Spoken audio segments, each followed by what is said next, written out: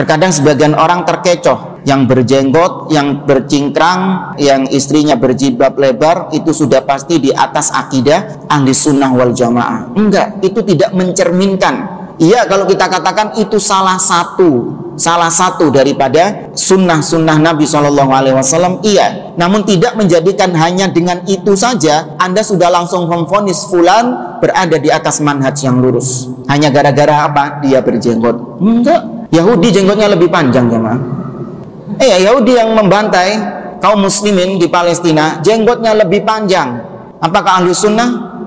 Bahkan istri-istri mereka, antum kalau lihat Yahudi ortodoks, ya jilbabnya kayak apa ya, kayak kain jalan gitu. Yahudi yang kenceng, salafinya Yahudi. Itu gak kelihatan muka, kulitnya gak kelihatan. Jangankan cuma matanya saja, kulitnya gak kelihatan sama sekali. Seperti kain yang berjalan gitu. Yahudi. Terus apakah Anda ketika melihat seperti itu, ini ahlus sunnah, akhwat salafiyat gitu. Yahudi padahal.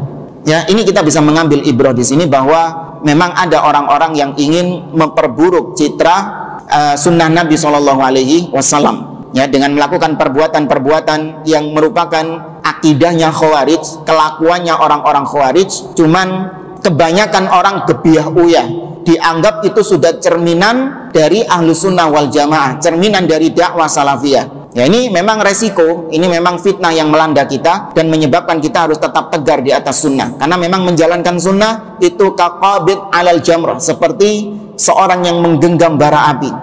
Ya, pasti akan dituduh tadi teroris atau dituduh radikal, ya, padahal akidah kita sangat bertolak belakang dengan mereka. Justru ahlus sunnah wal jamaah, dakwah salafiyah yang terdepan memberantas akidah terorisme. Kita tantang, mana di antara kaum muslimin, di antara orang-orang yang sok NKRI, NRI, mana di antara mereka yang paling terdepan dalam membantah akidah Khawarij, memberantas akidah-akidah terorisme, yang paling menjaga darah kaum muslimin?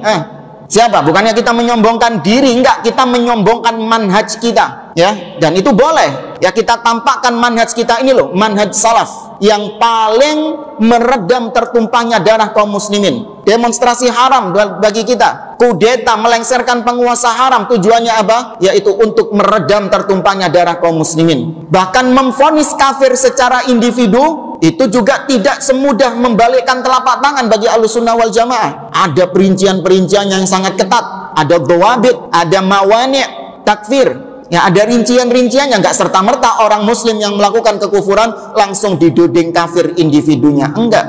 Kenapa? Lagi-lagi tujuannya karena khawatir tertumpahnya darah. Itu Ahlussunnah wal Jamaah, dakwah salafiyah.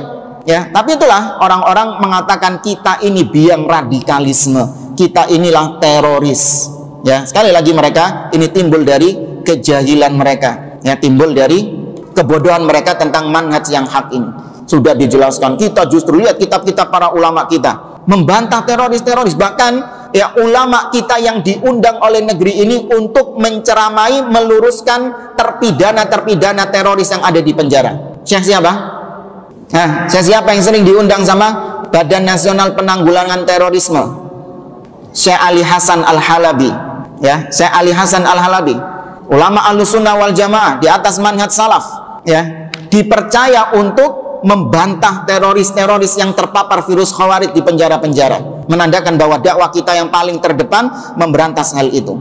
Ya, maka sungguh perbuatan yang kemarin dilakukan oleh oknum tersebut adalah perbuatan yang zalim, ya, menumpahkan, menyakiti kaum muslimin, yaitu adalah bentuk kekufuran. Nabi SAW mengatakan sibabul muslim fusuq wa qitaluhu kufrun. Mencela seorang muslim itu bentuk kekufuran. Adapun membunuhnya, ya, itu adalah bentuk kekufuran. Ya, kita tidak mengkafirkan orangnya, tapi itu adalah perbuatan yang bisa menyebabkan kekufuran kepada Allah Azza wa Jalla. Wallahu a'lam.